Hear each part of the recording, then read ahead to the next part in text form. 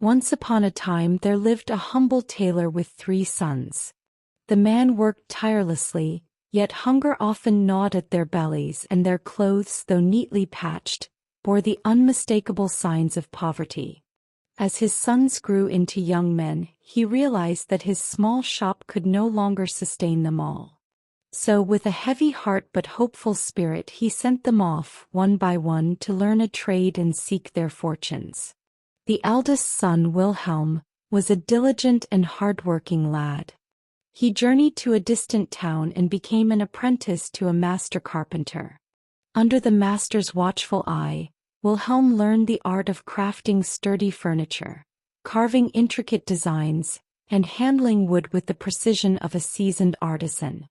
After several years, his apprenticeship came to an end, and his master, pleased with Wilhelm's loyalty and skill, decided to bestow upon him a marvelous gift. "This is no ordinary table," the master said, running a calloused hand over its polished surface. "Whenever you say 'table be set,' it will instantly fill itself with the finest food and drink you could desire." Wilhelm could scarcely believe his fortune. No longer would he or his family suffer from hunger. He hoisted the table onto his back and set off for home, eager to share his bounty with his father and brothers. On his journey he stopped at an inn to rest for the night.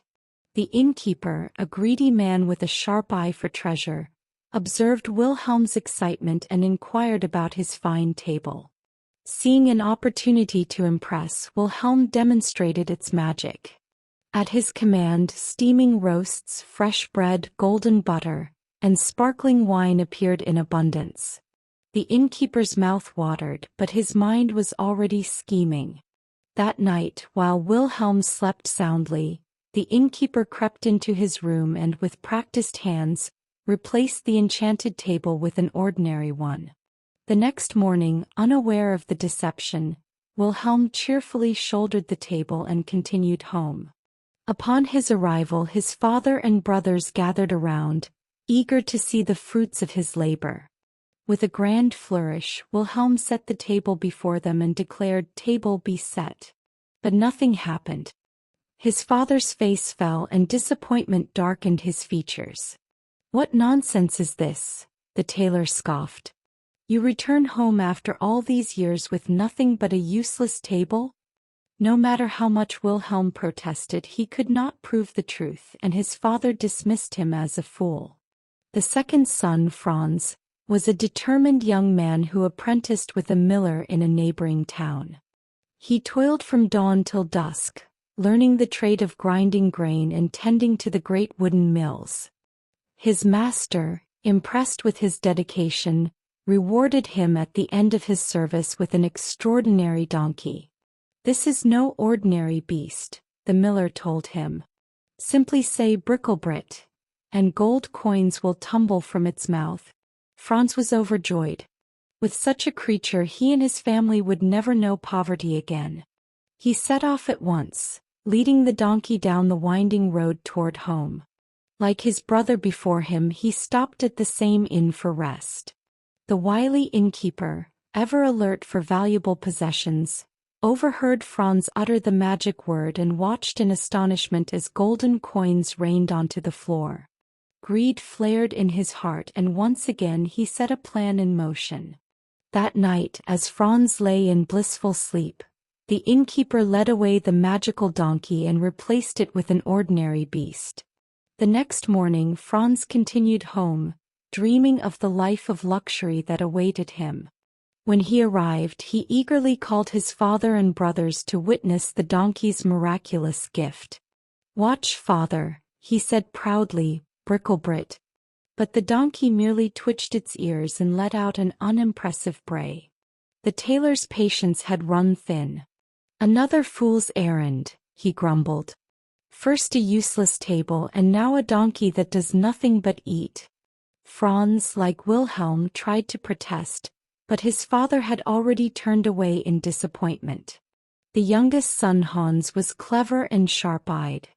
He traveled farther than his brothers and apprenticed with a woodturner, learning the fine art of shaping wood into bowls, staffs, and decorative pieces. When his years of service ended, his master did not gift him with fine furniture or magical animals, but instead handed him a simple sack. "This sack contains a cudgel," the master explained. "At your command, it will spring forth and thrash anyone you desire. To stop it, simply say 'cudgel' into the sack." Though puzzled, Hans thanked his master and set off on his journey home. Along the way he too stopped at the notorious inn. Unlike his brothers, however, Hans was shrewd. He listened carefully to the whispers of the innkeeper and observed the way the man's greedy eyes darted to his sack. Feigning exhaustion, Hans pretended to fall asleep but remained alert.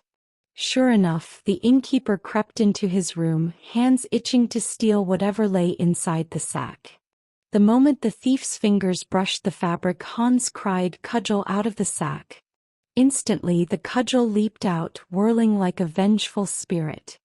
It battered the innkeeper from head to toe, knocking him across the room and sending him wailing for mercy. "Please, call it off," the man pleaded. "I'll return everything, the table, the donkey, everything." Hans smirked. "I think you've learned your lesson."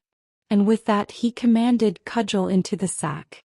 True to his word, the innkeeper returned the stolen treasures. Hans set off, leading the gold-producing donkey, carrying the wishing table and grinning at the sack slung over his shoulder. When he arrived home, his brothers rejoiced at the return of their magical gifts. This time, when Wilhelm commanded "Table be set," a magnificent feast appeared. When Franz said "Bricklebrit," gold coins cascaded in gleaming piles.